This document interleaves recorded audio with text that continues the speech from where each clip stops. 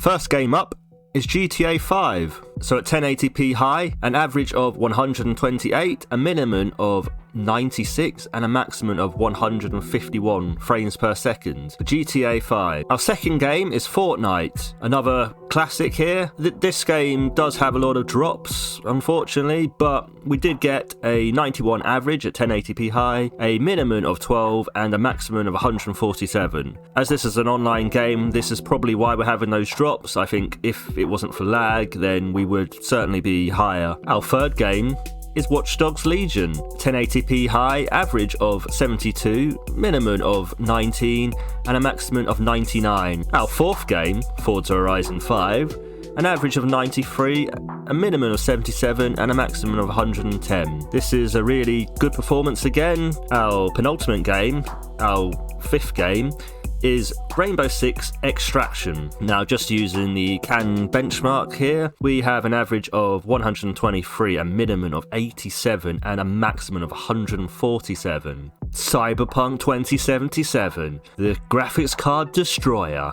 Unfortunately, this is where we slightly dipped below the 60 FPS average at only 56 average, a minimum of 19 and a maximum of 74. Unfortunately, we didn't quite hit 60 FPS. Certainly putting DLSS to quality or even performance or balance would certainly see a big difference here. I have done a separate video on this and I will link that above.